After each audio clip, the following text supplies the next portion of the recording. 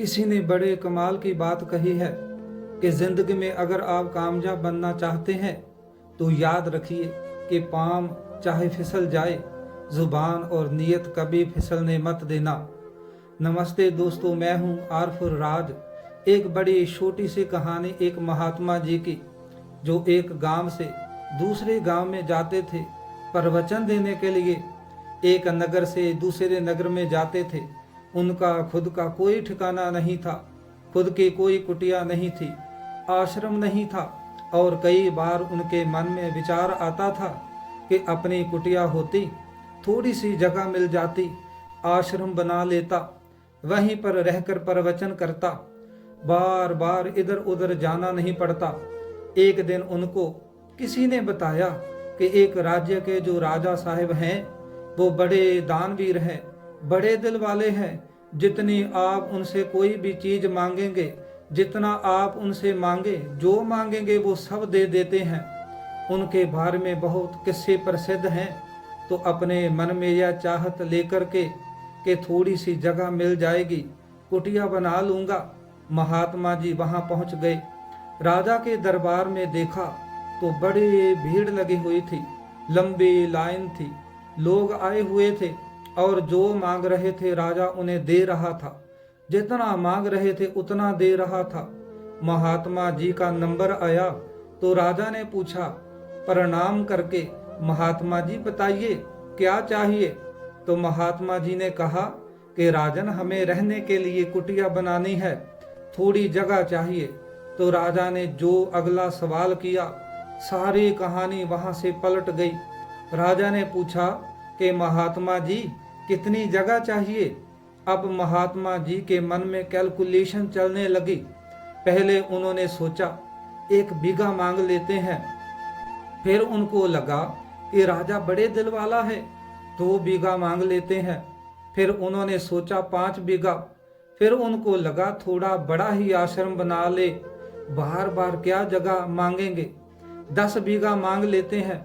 और वह सोच ही रहे थे कि राजा ने फिर से पूछा कि महात्मा जी बताइए ना कितनी जगह चाहिए। महात्मा जी बोल नहीं पा रहे थे, शब्द नहीं निकल रहे थे, बड़बड़ा रहे थे। राजा को लगा कि महात्मा जी को बड़ी जगह चाहिए, बड़ा आश्रम बनाना चाह रहे हैं, बहुत बड़े दिल वाला राजा। उसने कहा एक काम कीजिए महात्मा जी, आप पलट जाइए और सामने की दिशा में चलते चले जाइए। सूर्यास्त होने से पहले पहले जहां तक आप पहुंच जाएंगे वहां पहुंच के उधर से वापस आ जाइएगा मेरे पास। जैसे ही आप मेरे पास आएंगे, जिस शोर पर आप गए थे वहां तक की जमीन आपकी हो जाएगी। आपको जितना बड़ा आश्रम बनाना है आप बना लेना। महात्मा जी की खुशी का ठिकाना नहीं था। उन्होंने कहा क्या बात है, राजा ने तो कमाल ही कर दिया। महात्मा जी ने चलना शुरू किया, सामने की दिशा में थोड़ा चले। फिर उनको लगा कि चलेंगे तो थोड़ी कम ही जगह आएगी, दौड़ना शुरू करते हैं। दौड़ना शुरू किया, भागना शुरू किया। राजा को लगा कि महात्मा जी तो दौड़े चले जा रहे हैं। राजा ने अपने 2 घोड़सवारों से कहा कि आप पीछे पीछे जाओ, पानी का प्रबंध करके ले जाओ, प्यास लगे तो उनको पानी पिला देना। गर्मी का समय, दोपहर हो रही है, भागे जा रहे हैं महात्मा जी, ज्यादा जगह कवर कर लें, जंगल के एरिए में भाग रहे हैं। घोड़सवार पीछे से आकर कह रहे थे महात्मा जी आप थोड़ा सा पानी पी लो। उन्होंने कहा समय नहीं है अभी। फिर से दोबारा आकर घोड़सवार ने कहा थोड़ा सा पानी पी लो, प्यास लग रही होगी, आप बेहोश हो जाएंगे। महात्मा बोले नहीं, अभी समय नहीं है हमारे पास। जंगल के एरिए में निकले तो वहां एक झील थी। महात्मा जी को लगा झील भी अपने आश्रम में आनी चाहिए। झील के चक्कर लगाने लगे, ज्यादा से ज्यादा एरिया कवर हो जाए, दौड़े चले जा रहे हैं। फिर उन्हें एक शर्त याद आई कि वो शाम होने से पहले पहले पहुंचना भी था। देखा कि सूर्य अस्त होने का समय आया था। अब वापस राजा की तरफ दौड़ना शुरू किया। भागे चले जा रहे हैं। सूरज ढलने से पहले पहले उसके दरबार में पहुंच भी गए, उसके सिंहासन के सामने पहुंच भी गए, लेकिन वहां जाकर के गिर पड़े और ऐसे गिरे कि दोबारा नहीं उठे। महात्मा जी हमेशा के लिए चले गए।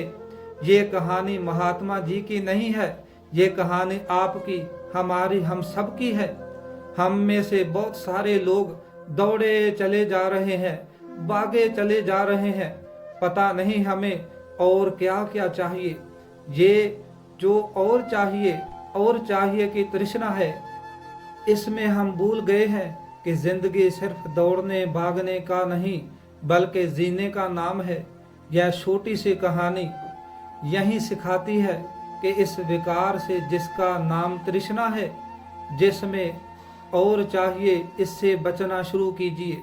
सो दोस्तों, बने रहिए हमारे साथ। हम हर रोज ऐसी ही एक बढ़िया सीख भरी कहानी लेकर आते रहते हैं। वीडियो अच्छी लगी हो तो वीडियो को लाइक, शेयर और हमारे चैनल को सब्सक्राइब जरूर करें। कल तक के लिए आप सभी को बाय बाय दोस्तों, धन्यवाद।